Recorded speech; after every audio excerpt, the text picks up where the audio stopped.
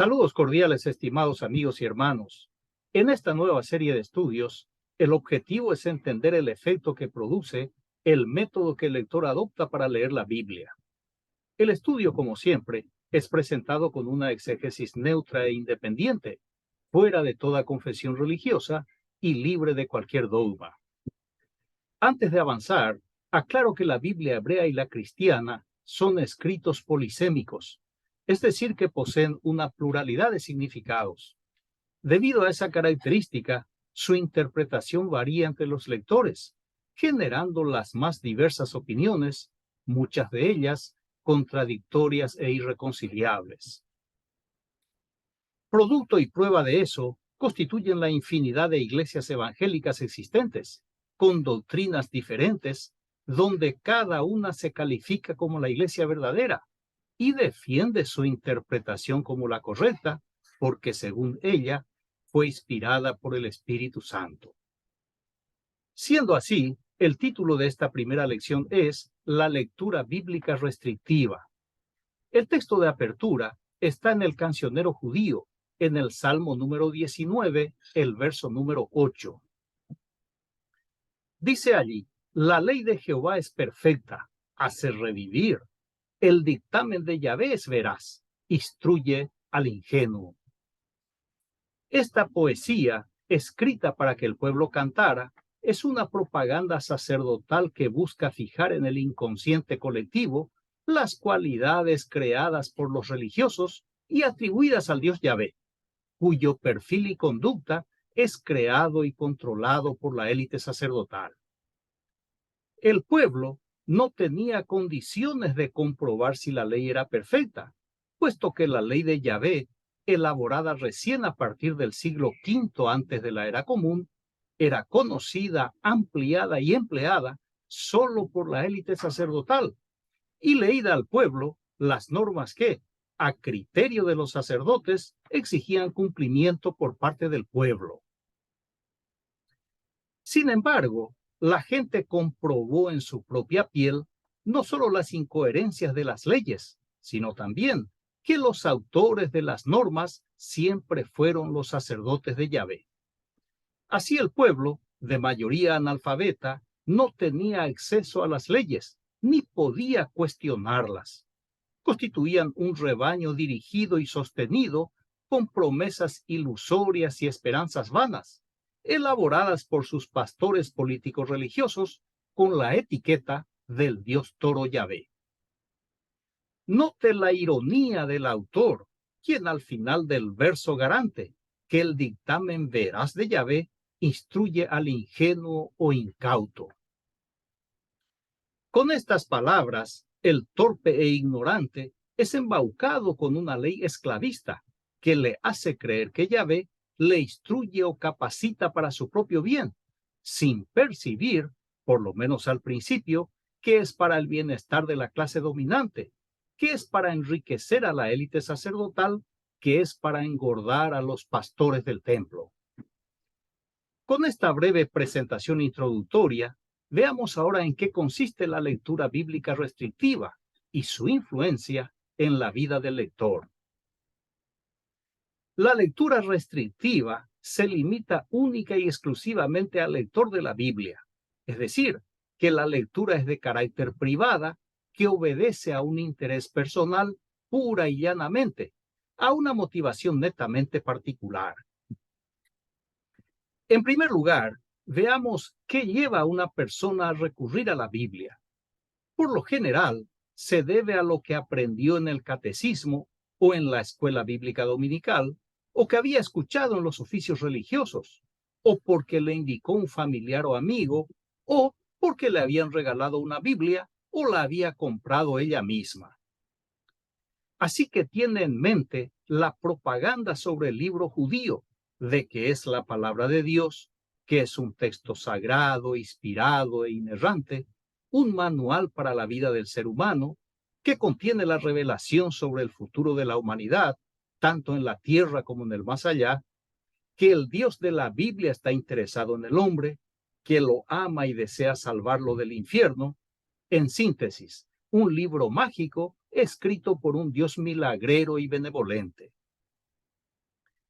Por tanto, basado en este concepto que subyace en la mente de la persona, según su propia circunstancia o experiencia, recurre consciente o inconscientemente a su Biblia. Entre las múltiples causas de una lista interminable, las más comunes son las adversas, como por ejemplo, la búsqueda de paz o tranquilidad en una fase agitada o conflictiva o de angustia. La búsqueda de significado ante la pérdida del ser querido o causado por una dolencia grave o debido a una enfermedad terminal. La búsqueda de respuesta ante un conflicto familiar, ya sea con la pareja, con los hijos, etc. La búsqueda de dirección en un momento de confusión, decepción o desatino, con el fin de encontrar el rumbo más conveniente. La búsqueda de motivación ante la desesperación o falta de aliento, o para encarar una nueva etapa, o para enfrentar un nuevo reto, o para aceptar una nueva relación. La búsqueda de consuelo ante algún fracaso o la muerte de un familiar cercano. La búsqueda de sanidad ante una dolencia terminal o una enfermedad muy dolorosa. La búsqueda de seguridad, donde el porte de la Biblia y su lectura sirven al lector como un elemento apotropaico, como un amuleto o talismán de la buena suerte, empleado para espantar los males que teme o para ahuyentar los fantasmas que invaden su mente. En todos estos casos, la lectura tiene un efecto psicológico positivo por la creencia de que, detrás de la Biblia, está una deidad con un poder ilimitado y con muy buena voluntad, lista para socorrer al necesitado, quien le busca y espera confiado que responda a su ruego realizando el milagro solicitado. A tal efecto, en su lectura, apela a las frases, mensajes, promesas y secciones alentadoras, las que mejor se apliquen a su realidad o a su necesidad y le brinden fuerza y confianza para superar su dificultad, cualquiera sea su naturaleza y urgencia.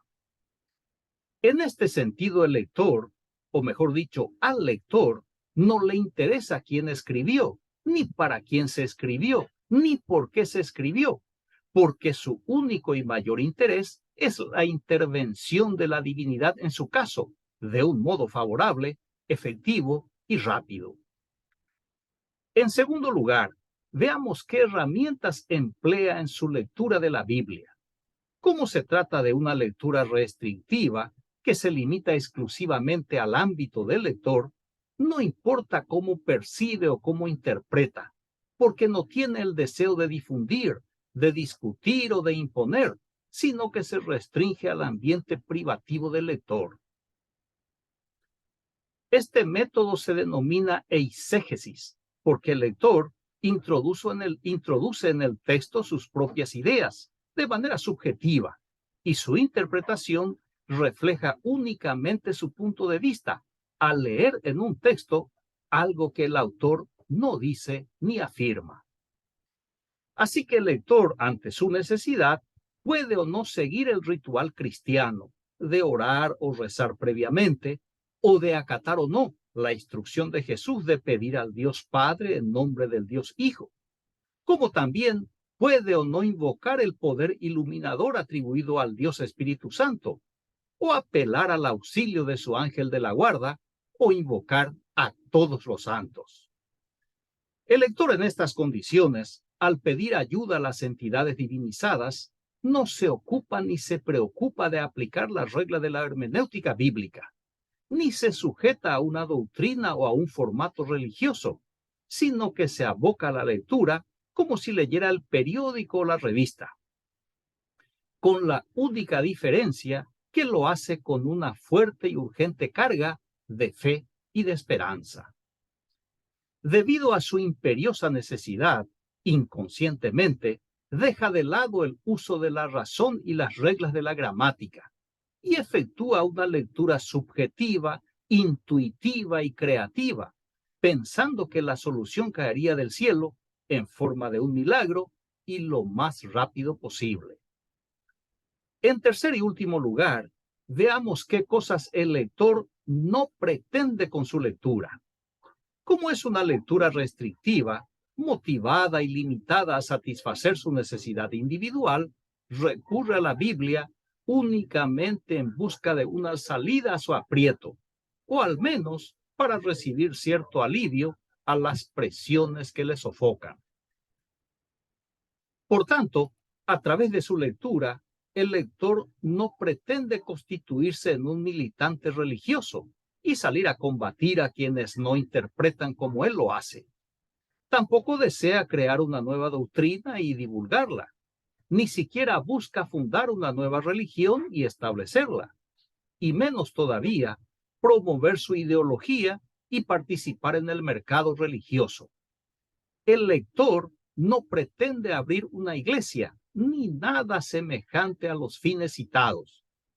Por tanto, después de su lectura, sin importar cuántas veces ni qué extensa haya sido, el lector a nadie molesta, a nadie afecta, a nadie estorba, a nadie desafía, a nadie peligra, a nadie en nada.